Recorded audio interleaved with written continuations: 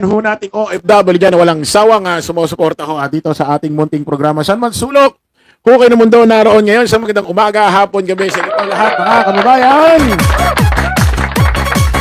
Luzon, Visayas, Mindanao, buong mundo, buong daigdig, buong kalawakan, saan lupalop man ho kayo naroon ngayon. Binabati ko ho kayo ng happy New Year! Woo! Eto na, nagkakagulo na! At syempre, ba't natin kakalimutan, ang unang ginang, ang First Lady, ang may bahay ni Pangulong Bongbong Marcos, ang aking Tita Lisa Marcos. Tita Lisa Marcos, Happy New Year! At syempre sa aking mga kinakapatid dyan, anak ni Tita Lisa Marcos, Happy New Year mga kinakapatid! At eto na! Putik, kakalimutan ba natin ito? Siyempre, putik na yan! Makalimutan at lahat, wag lang ito! Binabati ko, konting katahimikan. Binabati ko ang ating magaling, matalino, mabait na best president. Sumunod ho kay sa kanyang ama na si Ferdinand Marcos Sr. Binabati ko ho galing ho sa ikinabuturan ho ng aking puso. Happy New Year kay Pangulong Bongbong Marcos, the best president in the Philippines. Mabuhay ka, Pangulong Bongbong Marcos. Happy New Year po. God bless, mahal na Pangulo. Bigyan ka pa sana ng lakas ng pangangatawan para matuloy-tuloy nyo, mapagpatuloy-tuloy nyo ang pagbibigay magandang serbisyo, paghawak sa Republika ng Pilipinas, 25, 26, 27, 28. Happy New Year, Pangulong Bongbong Marcos. God bless sa'yo.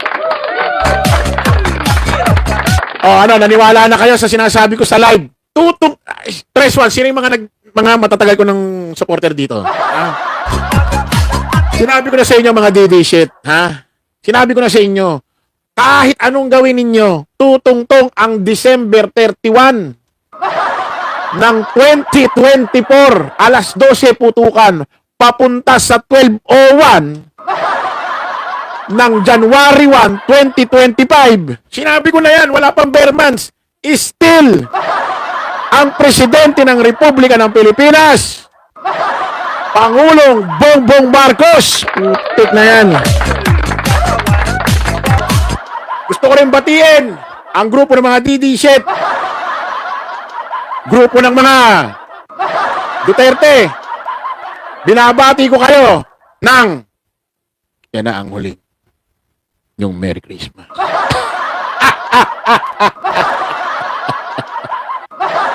Binabati ko pa rin kayo ng Merry Christmas dahil yun na ang huling Merry Christmas nyo.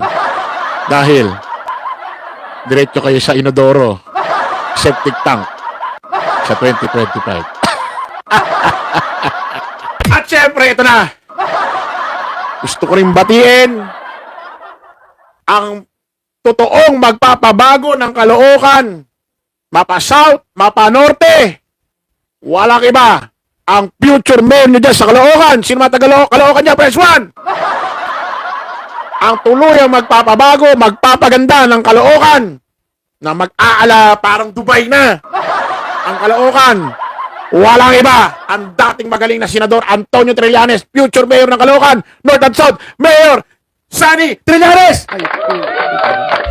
Si Digong, para makapag-New Year man lang dito, si Bato, at yung mga nando doon, at pwedeng itong January, pwedeng ma-aresto na itong mga ito. Nakalala ko na! Eto na! Nalala ko na mga DD shit! Ay, pwede! Bago matapos ang taon, nandyan na. At wala raw press conference, walang makakaalam. E di possible nandito, pwedeng nandito. Diba? Ang liwanag ha, bago matapos daw ang taon, according kay Atty. Conti, mga interview na nakaraan, darating. Pero walang makakaalam. Wala rin makakaalam eh. Kasi baka makatakas daw yung subject, makapagplano eh. Bigla na lang daw aarestuhin eh. Request lang ha. Konti kung aarestuhin na tong si Bato. Puntahan nyo dun, umagang-umaga 6 a.m. nandun na kayo sa Senado. Puntahan nyo pa sa parking slot niya. Kasi senador, ibig sabihin, kasi sa mga building, mga senador, mayroong parking slot yan na nakareserba. Pumunta kayo ng Senado, nagtanong nyo doon sa pinaka gwardiya, pinaka-head ng guard, ng gwardiya. Saan yung parking slot ni Senador Bato? Sa basement, alimbawa, sa basement 1, sa basement 1, tapos pakipuntahan sa B05. Bakit ho? Siserve na ho kami ng warat, abangan na ho namin yun doon. Ano ba siya dumarating? Mga 8, andyan na yan. Doon nyo naabangan! Huwag nyo na hintayin makapag-in. Kasi, kumbaga, nakakahiya kay Chis Escudero eh. Kasi, syempre, Senate President, sa slot pa lang yun doon sa parking, abangan nyo na. Darating ang warrant bago matapos ang taon. Sure daw yun. Pero hindi siya sabihin nandyan na. Wala raw press conference na sasabihin, nandito na, nandyan na. Wala. Wala daw. Bigla na lang daw dadakbay na arestuhin yung mga subject, yung mga nakalista doon. Yeah!